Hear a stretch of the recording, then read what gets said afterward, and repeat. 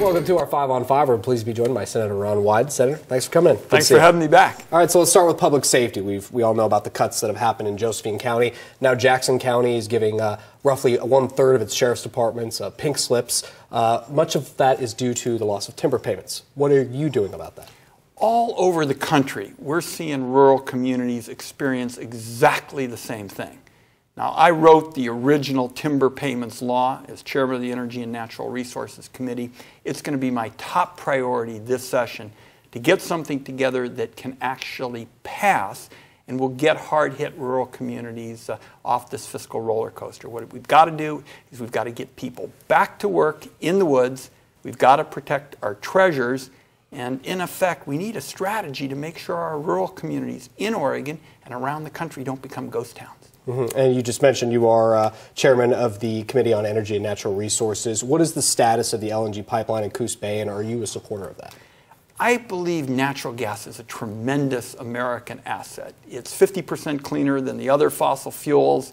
We've got it. Everybody else around the world wants it. Let's just think through how to handle this in a thoughtful fashion. It wasn't very long ago when we were talking about importing natural gas in the state of Oregon, and now almost overnight we're talking about exporting it.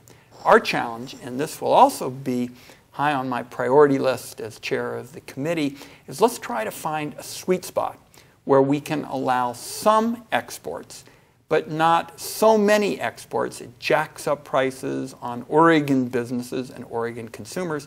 And let's also find a way to make it a glide path to broader use of renewables, particularly those that are important in southern Oregon, like geothermal and hydropower and biomass. I want to ask you about gun control. Word has come down that it doesn't look like Salem is taking much action this session on gun control. Everyone perhaps looking to the federal government and what they're going to do. What is going to happen with gun control in D.C.? As the parent of 3 children under 6, this is something I know Oregonians think about day in and day out.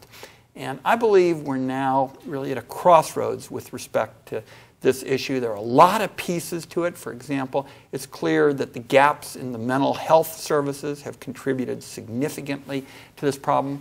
My hope is, first, that we will get a background check system that actually works, that we can make sure, for example, that somebody who has a serious mental problem isn't getting access to a military-style rifle. Second, it seems to me we ought to recognize the importance of personal responsibility.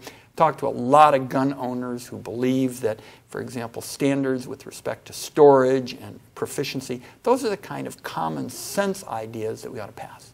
Very nice. All right, we're going to take a quick break. Much more with Senator Wyden in a moment. Stay with us.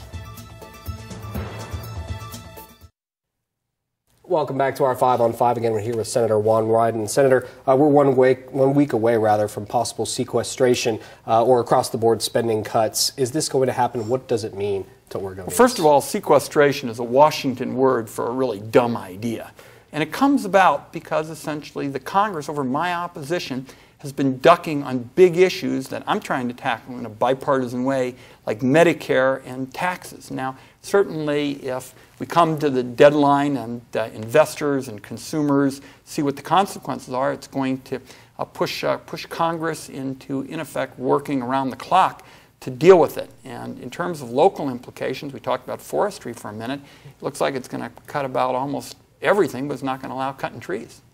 Okay, and is this, do you think, going to happen, or do you think something will happen before Friday kicks in? We'll be back on Monday, and I'm going to be making the case, based on the town meetings and what I've heard all this past week, is that Oregonians know that this has got to be tackled. This is something that you cannot defer. It wasn't something that came about naturally.